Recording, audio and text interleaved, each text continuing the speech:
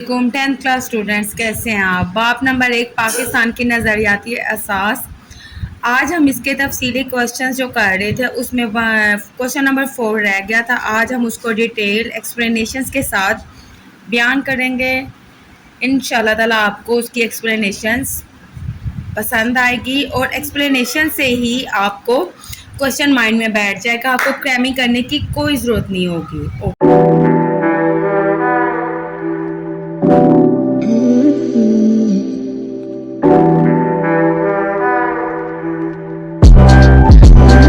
Number 4 تفصیلی سوالات میں سے ایک ہے۔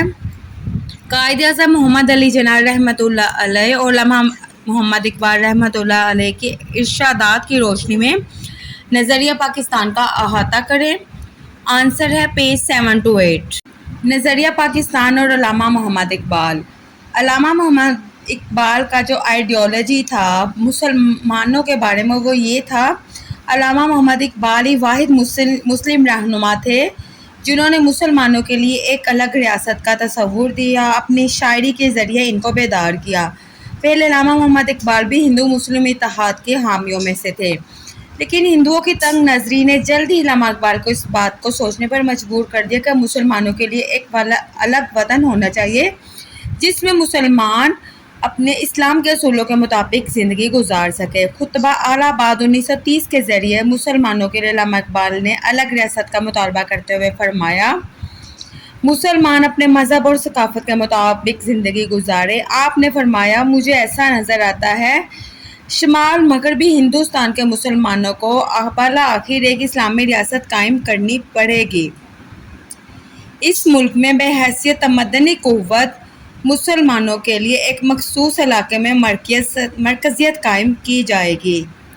بڑے صغیر میں چونکہ 2 الگ قومیں آباد تھیں، اس لیے علامہ اقبال نے اس بات پہ بہت زور دیا کہ سیاسی، سماجی اور معاشی تحفظ کے لیے ضروری ہے کہ مسلمانوں کے لیے الگ ریاست موجود ہو۔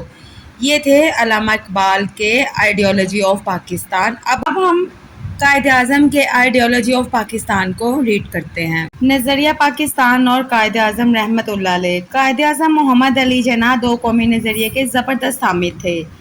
آپ نے فرمایا، قومیت کی جو بھی تعریف کی جائے، مسلمان اس تعریف کی روح سے الگ قوم ہیں، اسی لیے ان کی الگ مملکت قائم ہونی چاہیے۔ پوائنٹ 2 میں آپ نے بتایا، قرارداد لاہور 23 مارچ 1940 کو پیش ہوئی تھی، جس میں قائد اعظم نے کہا کہ مسلمان دونوں قوموں کو ایک لڑی میں پرونے کا مقصد بڑے صغیر کی تباہی ہے، اس لیے ہندوؤں اور مسلمانوں کو اقلیت اور اکثریت کے روپ میں موجود نہیں ہونا چاہیے، بلکہ تاریخی اور مذہبی لحاظ سے ان کے لیے ایک علیحدہ مملکت ہونی چاہیے جس میں مسلمان آزادی کے ساتھ اپنے اسلامی اصولوں پر عمل کرتے ہوئے زندگی گزار سکیں۔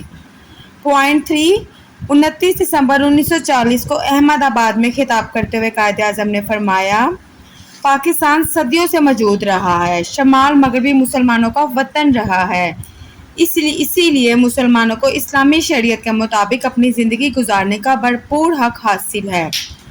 پوائنٹ 4 اکتوبر 1947 میں حکومت پاکستان کے افسروں سے خطاب کرتے ہوئے قائد اعظم نے فرمایا، ہمارا مقصد یہ ہے کہ ہم ایک ایسی مملکت بنائیں جس میں تمام مسلمان آزاد انسانوں کی طرح رہ سکے اور وہ اپنی تہذیب و تمدن کے مطابق پھلے پھولیں اور جہاں پہ ان کی زندگی معاشرتی انصاف اور اسلامی تصور کے اصولوں کے مطابق ہو۔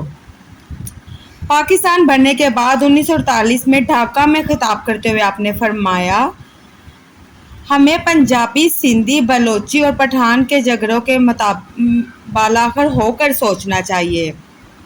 ہم صرف اور صرف پاکستانی ہیں اور ہم پاکستانی بن کر زندگی گزاریں گے۔ اقلیتوں کو آپ نے مکمل تحفظ دینے کا وعدہ کیا جو کہ اسلام کی بنیادی تعلیم ہے۔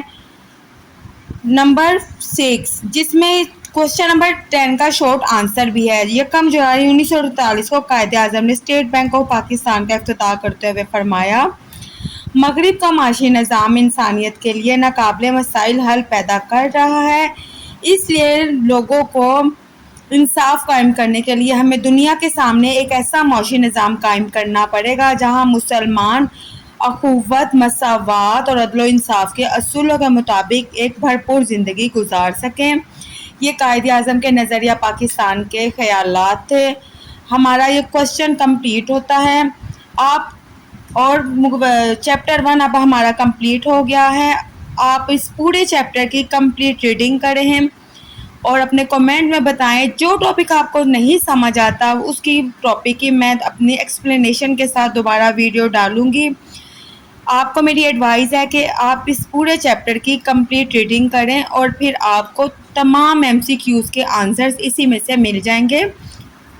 کسی بھی ہیلپنگ بک کی آپ کو ضرورت نہیں پڑے گی۔ میرے چینل کو سبسکرائب ضرور کیجیے گا، ویڈیو کو لائک اور شیئر کرنا مت بھولیں۔ ہمیں اجازت دیں، اللہ حافظ۔